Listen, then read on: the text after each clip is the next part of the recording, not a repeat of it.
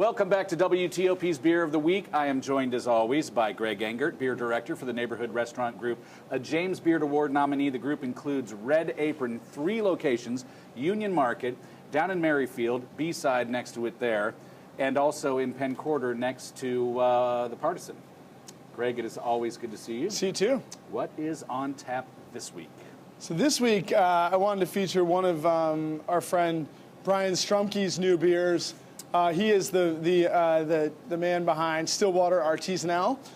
We know him well as he hails from Baltimore, Maryland. Originally, he's traveled all over the world. He has lived all over the place and brewed his beers in a number of places too. That's why he was one of the original Gypsy brewers. Now, Stillwater has been known for, I guess, broadly speaking, Belgian-style beers, but more specifically, farmhouse ales, saisons. He's, of course, dabbled with lots of barrel agings, funky beers, sour beers. But when I think Stillwater myself, I still think of, saisons, Belgian-style beers, some spice, nice and balanced flavors, very vibrant. But he's been working on a lot of new things, and so he's got a contemporary work series that's come out. He's released 3 of the 6 thus far in our area, and I wanted to talk about one today. It's called Mono, and it goes along with Stereo, which is an IPA from Stillwater, and Surround, which is an imperial stout with a little oak-smoked wheat malt. So it's the play on music, of course, especially making sense because he was once a DJ before he got into the whole beer thing. Ah, yay, DJs. But Mono is a Pilsner, a lager of 5.2%. And when I poured it earlier, we smelled some great hop aromatics. So let's have a little taste of this. You'll see it's unfiltered, but it drops nice and bright, as a lager does. Ooh, lovely. Great hop aromatics.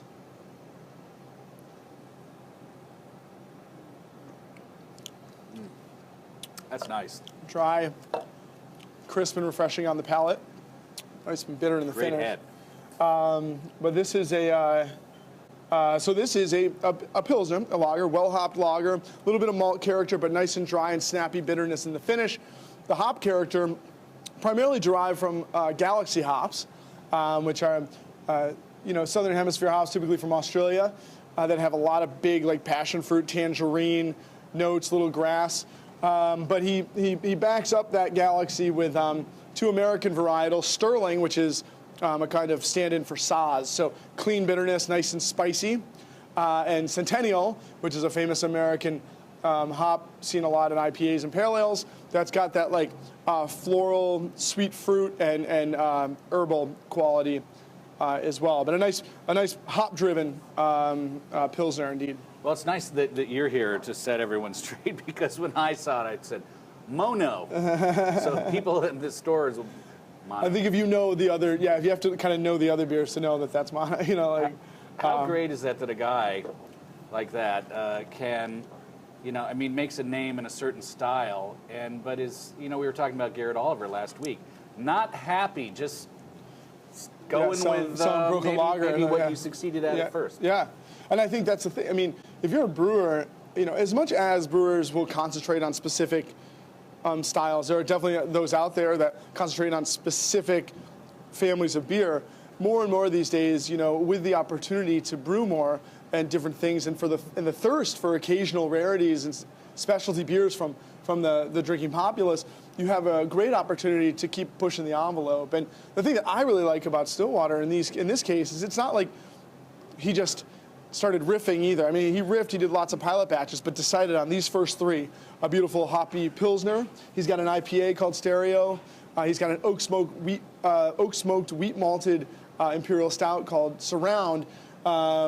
He's gone through the ringer and come out with beers he loves, and great offerings to put side by side with the saisons. I can't help but think that a lot of this has to do with the fact that he owns a wonderful beer bar and restaurant in Baltimore called Of Love and Regret that focuses on Stillwater beers. And for the longest time, he had lots of the flavor profiles covered at his bar. But now he's got his own house brewed Pilsner, his own IPA, his own imperial stout. It's kind of like a true tied house like you'd find in Belgium or something, but in Baltimore. And Brian is still strictly Gypsy? I mean, moving around? Moving around. Is he ever going to put I don't permanent know. roots I down, you think? I mean, it's working think pretty well for him so. so Yeah, I far. think.